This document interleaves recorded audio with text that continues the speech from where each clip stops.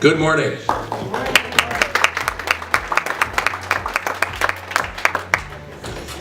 Thank you for that warm welcome. It's always nice to have the opportunity to talk to a group of fellow conservatives. So I wish it was a little more sunny and bright out, but I think we're going to have a good day later this afternoon in East Lansing, so go green.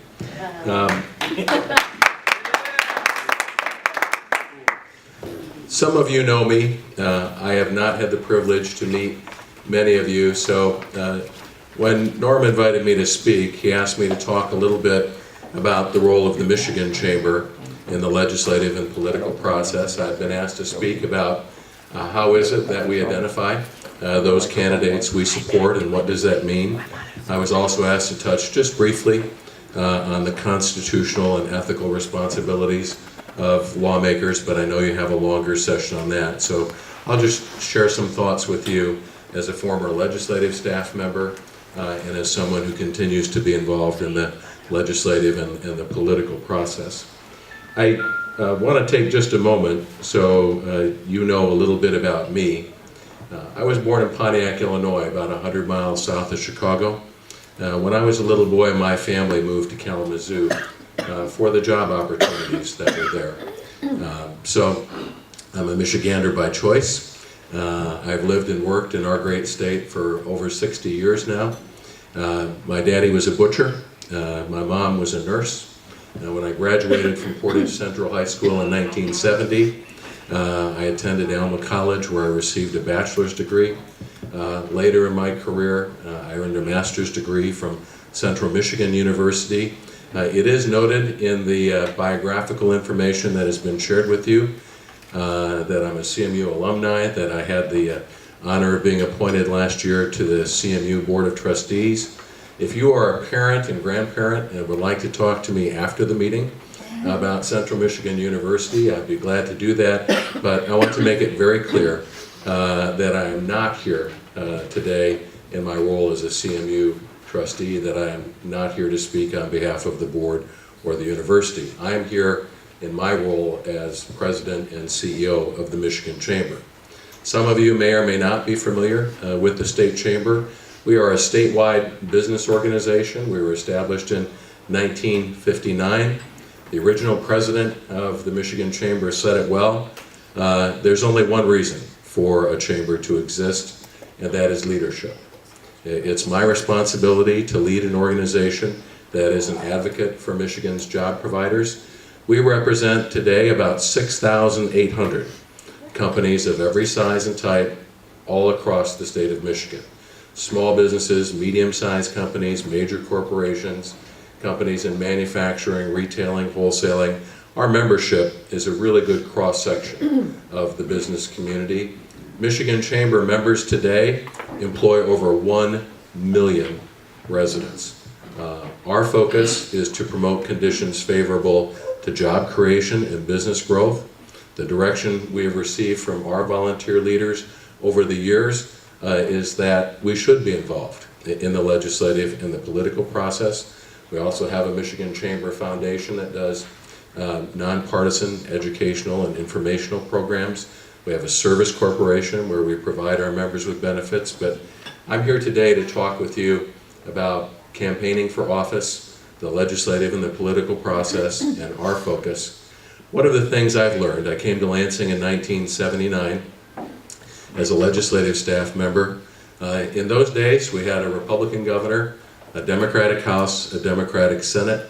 The Republican caucuses in the House and Senate were small and on their way to becoming smaller.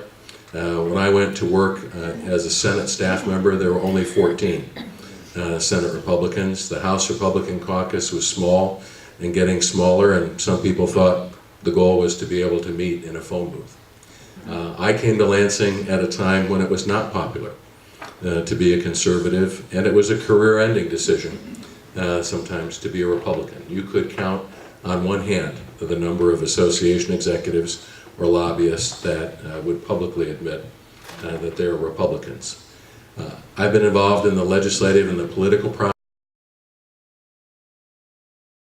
I'm married. I have 3 children and 3 grandchildren. It's just been a great privilege to represent Michigan's job providers. Our job is to fight for the home team, to make sure that we have the best possible opportunities for our families and friends to go to work. When I started work at the Michigan Chamber in May of '81, some of you may recall that we were in the middle of back-to-back recessions. We had the worst business climate in the country, and the most popular bumper sticker at the time was, "Will the last person leaving Michigan turn out the lights?" And we came really close to that happening. What did we learn from some of those early experiences in a very difficult and very challenging legislative and political environment? As many of you know, if you're involved in local government, often in government, the most important decision is who decides. I learned as a lobbyist that you can talk to a newly elected lawmaker for, 2 or 3 minutes about an economic or business climate issue, and you recognize pretty quickly if you're talking with someone who has signed both the front and the back of a check, or if you're talking to someone and all they know, even though they might be very nice people, about a business climate issue is what they read in a briefing paper prepared by a staff member. What have we learned about the legislative and the political process? It was the great American humorist Will Rogers who many years ago said, "Thank goodness we don't get all of the government we pay for." I think that was a reference to the federal government, and that's one of the themes and ideas that I want to share with you today. As I talk with job providers across the state, small business owners, managers of mid-sized companies, corporate executives leading larger organizations, there's a tremendous sense of optimism about our state's future, that Michigan is moving in the right direction.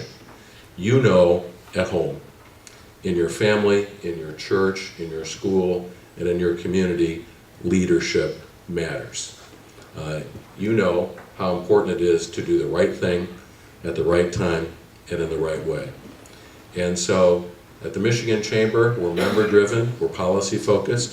Our legislative priorities are set by the job providers that choose to become members of the Michigan Chamber. At the State Chamber, we're part of the Chamber Federation. We are a member of the U.S. Chamber, but the U.S. Chamber is a separate and independent organization. We don't tell them what to do. They don't tell us what to do. Your local chamber is a separate and independent organization. It's really sort of a very loose-knit federation. And again, we don't tell local chambers what to do. They don't tell us what to do. But like many of you, we understand the value of teamwork and cooperation and partnerships. When I went to work for the Michigan Chamber in May of '81 as an entry-level lobbyist, some of the lessons I learned along the way is that not all Republicans are pro-business. Not all Democrats are anti-business. One of the things I've come to appreciate is that people of goodwill can look at complicated and controversial public policy issues and reach different conclusions. It is not helpful when we personalize policy differences. There are real and important differences between the Democratic Party and the Republican Party. At the Michigan Chamber, I've been privileged to lead a conservative organization. Conservative in this regard, not so much Democrat versus Republican. Many of our members are independents, some are Democrats, some are Republicans. But at the Michigan Chamber, the core principles that guide us and motivate many of you are a belief in free enterprise, private property rights, personal responsibility, limited government. Limited government. At the Michigan Chamber, we're not anti-government. There are certain essential services that need to be provided by government, whether it's police, fire, public works. And again, people of goodwill can have honest and strong differences of opinion about the size and scope and the appropriate role of government in many areas. We have been involved in the political process for over 30 years. And I want to talk with you, especially those of you who are thinking about running for office in the future. I'm a person of faith, and my faith tells me that we are to use our words and our actions to lift up others. Conservative candidates win when we have a positive vision for Michigan's future. It's important that we're brutally frank with each other about the challenges that we face, but conservative candidates win when we talk about the issues, when as candidates we talk about our background and our experience and why you might be the best candidate to serve on your school board, on your city council, as a township trustee. We've really come to appreciate, and I want to encourage many of you, if you're not an elected official at the local level, that's a great training ground. One of the things we've come to appreciate is that it is local government where the rubber hits the road. Increasingly, because of the dysfunction in Washington, D.C., the important decisions that really impact on people and their lives and their families are increasingly made in Lansing and in your community. It is a great training ground. It is a great farm club for future leaders, both Democrat and Republican. And so that's a little bit about our philosophy. We are member-driven. We are policy-focused at the Michigan Chamber. We listen to our members. We develop a set of legislative priorities. If you'd like to take a look at our legislative priorities, all of that information is available to anyone who would like to visit our website at michamber.com. There's a lot of information there about the positions that we have taken. At the Michigan Chamber, we exist to make a big difference on big issues. And so you'll see a clear focus on the economic issues that impact on Michigan's job providers. The direction we have received over the years as a statewide business organization is that we should keep our focus on economic issues. I understand and appreciate, as a person of faith, as a parent and a grandparent, that there are many social issues that are very important. You'll find that we appreciate the importance of those issues, but at the Michigan Chamber, like many chambers of commerce, we're ordinarily not involved in social issues. There are some that are kind of a gray area. Sometimes people look at education and think about it in terms of college readiness or workforce development. Other times there are issues that deal more with personal and family matters. So that's just a little bit about the role of the Michigan Chamber. I've been with the Michigan Chamber 34 years now. I've held a variety of positions. I'm now in my 8th year as president and CEO. I report to an 84-member board of directors, job providers from across the state. Our board meets 3 times a year to set the strategic organization and to set our legislative priorities. Unlike your local chamber, the Michigan Chamber is regularly, actively involved in election campaigns. I want to go back to that comment I made earlier about how often in government the most important decision is who decides. One guideline that we have in both our legislative and political action programs is to think about that comment that President Reagan made many years ago, that the person who agrees with you 80% of the time is a friend and an ally, not a 20% traitor. If you visit our website and look at our legislative priorities, and when we talk about our involvement in election campaigns at the federal level or at the state level, one of the things we've learned the hard way is that candidates for office, particularly those that don't have a track record, don't have a voting record, can promise you anything. What's important, should you win an election, is where do you stand on the key issues that come before you? Are you a person of integrity? Are you a person who believes in principles and lives by them? Are you a person who says what they mean and means what they say? Or are you someone who flip-flops and zigzags and looks for a poll to help you determine your position? We do a lot of polling at the Michigan Chamber. We never do polling to tell us what our position should be. We listen to our heart, we think through the issues, we talk to our members, and decide those on the merits. Polling can be helpful to help you understand how to frame an issue once you've taken the right stand.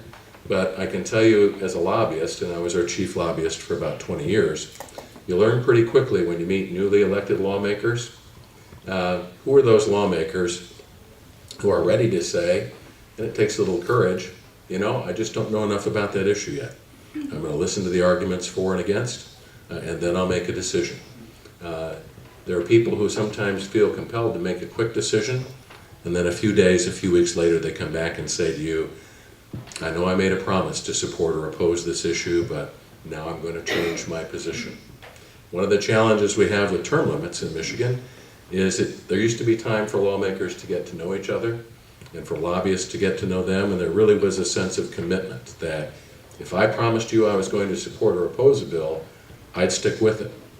Now sometimes it's hard not to feel that you could almost set an egg timer, and you know that that promise or commitment will run out in 24 hours or a day or two or a week or two. We respect people who say, you know, I don't know, I haven't decided, come provide me with more information, come back to me. At the Michigan Chamber, we rely on the congressional voting record prepared by the U.S. Chamber to help us evaluate candidates for office, especially incumbents. We look at the voting record. Not what did you say, but what did you do when it came time to vote yes or no. At the Michigan Chamber, once someone is elected to the State House or the Michigan Senate, we evaluate them really solely on the basis of where do they stand on the key issues that come before the legislature. If you are an incumbent lawmaker in the House or Senate and you're running for re-election to the same position, if you have supported our members on their legislative priorities 75% of the time, you are eligible to receive an earned endorsement, unless you have done something illegal or unethical or improper. We almost always grant those. Between 50 and 74%, we may or may not offer a criteria endorsement. Our view at the Michigan Chamber is if you're a member of Congress or a member of the legislature and you can't support Michigan's job providers at least 50% of the time, we're probably better off if you don't show up, or if we help you change careers, which we do occasionally. So we play hard, we play to win. We work not to personalize policy differences. For over the past 30 years, when we look at an open seat or a primary for the State House or the Michigan Senate, and again, 90% of our focus is on Michigan and state government. Our rule of thumb is this, and we've asked the same two questions of ourselves for over 30 years. First, is there a clear difference between the candidates? Yes or no? If the answer is yes, then we go on to the second question. Can we make a difference? Can the Michigan Chamber play a significant, a positive, a constructive role in that election campaign? That two-step question then opens the door to looking more closely at a race and at the candidates. And so if you're a candidate for the State House or the Michigan Senate, you're going to receive from the Michigan Chamber, should you file for office, a candidate questionnaire. I brought the candidate questionnaire that we used most recently to evaluate candidates for the State House in the 80th and the 82nd District. And this questionnaire is fairly typical of the ones that we have used in the past and will use in the future. There are 26 questions in this questionnaire. The first 5 or 6 questions are about you and your campaign. Do you have a campaign manager? What is your campaign plan? You'd be surprised how many candidates we meet who have filed for office, who don't have a campaign manager and don't have a campaign plan, and are hopeful that individuals and groups will help them. Now, not everyone needs a full-time campaign manager, but it is important to have a plan, to have a strategy, to be prepared to make a financial commitment, either on your own or to raise money from like-minded individuals and groups. Campaigns for the State House and for the Michigan Senate are expensive endeavors, and you need to be realistic as you go into that. Most of the rest of the questionnaire, though, are yes or no, support or oppose questions. Where do you stand on the economic issues that are important to Michigan's job providers? If a bill was introduced in the House or the Senate to repeal right to work, would you support or oppose that legislation?